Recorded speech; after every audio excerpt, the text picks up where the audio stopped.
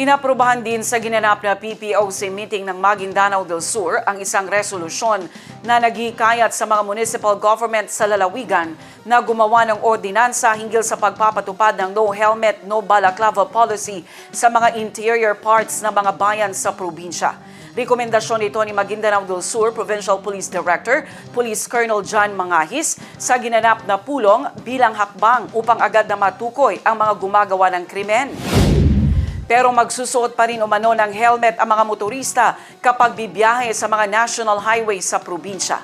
Ang second PPOC meeting ay pinangunahan ni na Governor Dato Ali Mitnimbang Sr. at Vice Governor Hisham Nando kasama ang mga miyembro ng Provincial Council at mga kinatawan ng mga ahensya ng pamahalaan. So number 3 is a resolution number 004 series of 2026 adopting a regulated no helmet policy for motorcycle riders and passengers in designated interior areas of municipalities. Hindi ko na po yan ang mga process steps. Yan po ay mga recommended namin on our part. Since kung present kayo during the presentation, reiterated dun yung threat sa area natin, particularly dito sa Maguindanao del Sur. Last year, mataas ang ating shooting incident, around 183 shooting incidents. Followed by Magnorte, around 128, and then more or less 100 sa Lanao Sur. So kung titingnan nyo ma'am, gumagawa tayo ng paraan, ng remedy kung paano natin ito madaleten.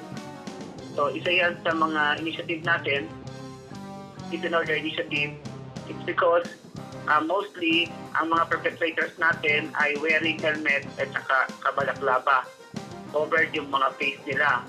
That's why yan yung mga reasons, mga challenges natin kung bakit mahirap ma-identify ang mga suspects natin. Doon sa mga investigative data na ina-address natin, which is nga mataas ang shooting incident natin, involving yung mga naka-helmet, mga riding in tandem, ng mga nakabalaklava, covered ang face, ng mga reasons kung bakit natin yung mga interior part ay magkaroon ng ordinance ang ating mga NPS, strict ordinance regarding sa mga ganyang pagsusot ng mga helmet at saka ng mga balaklava. Opo, kasi po yun ay record ng batas. Ang pinag-uusapan lang po namin dito is yung mga interior part kasi talagang yung mga, especially mga barangay sa mga isolated area and other areas na mga secret. So i-determine na po yun ng mga LGUs together with yung aming mga kapulisan sa ground kung ano po yung areas na kung saan i-implement natin. Hopefully, mag-act talaga itong mga NPS natin for the implementation ng no helmet and no balaclava. Isa nga is because of the high data ng shooting incidents wherein involving yung mga riding tandems wearing helmet and balaclava.